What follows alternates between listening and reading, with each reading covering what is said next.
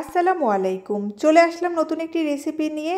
আজ আমি তৈরি করে দেখাবো প্রত্যেক বাড়ির প্রতিদিনের কমন একটি রান্না, মাছ দিয়ে সবজি রেসিপি। চলুন তাহলে শুরু করা যাক। সবজি হিসাবে এখানে আমি কচুরমুখী আর পুঁইশাক নিয়ে নিয়েছি। পুঁইশাক আর কচুরমুখী কেটে আমি পরিষ্কার করে নিয়েছি। আর এখানে মাছ নিয়ে নিয়েছি, ছোট ছোট তেলাপিয়া মাছ।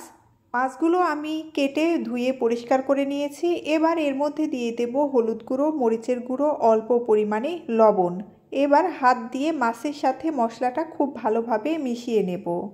দেখুন আমি মাছটা খুব ভালোভাবে মাখিয়ে নিয়েছি। এবার আমি চুলায় একটি প্যান বসিয়ে দিয়েছি, এর মধ্যে দিয়ে দিয়েছি তেল। তেল যখন হালকা গরম হয়ে যাবে এর মধ্যে মাখিয়ে রাখা মাছগুলো দিয়ে দেব। অল্প আঁচে উল্টিয়ে পাল্টিয়ে মাছগুলো হালকা করে ভেজে নেব।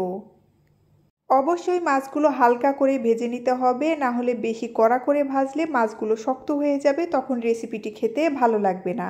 মাছ ভাজা হয়ে গেছে, এবার আমি উঠিয়ে নেব।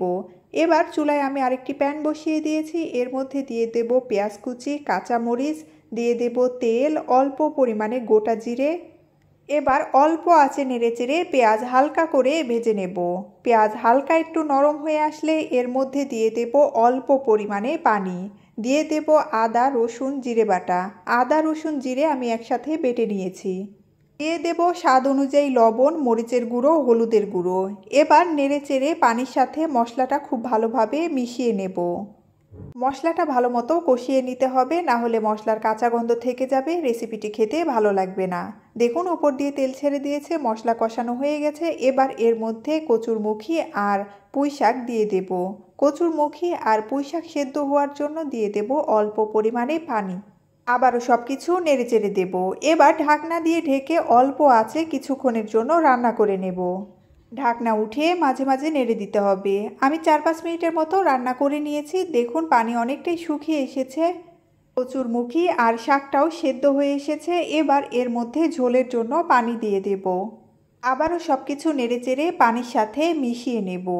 এবার এর মধ্যে আগে থেকে ভেজে রাখা মাছগুলো দিয়ে দেব। আপনারা চাইলে তেলাপিয়া মাছের পরিবর্তে যে কোনো মাছ দিয়ে পুঁইশাক কচুরমুখীর এই রেসিপিটি রান্না করতে পারেন। আবারও ঢাকনা দিয়ে ঢেকে অল্প আঁচে 4-5 মিনিটের মতো রান্না করে নেব। আমি 4-5 মিনিটের মতো রান্না করে নিয়েছি। দেখুন পানি অনেকটাই শুকিয়ে এসেছে, রান্না হয়ে গেছে। এই পর্যায়ে নামিয়ে নেব। তৈরি হয়ে গেল খুব সহজে মাছ দিয়ে কচুরমুখী পুঁইশাকের রেসিপি। আপনারা বাড়িতে অবশ্যই ট্রাই করে দেখবেন, এর স্বাদ মুখে লেগে থাকবে। ধন্যবাদ সবাইকে।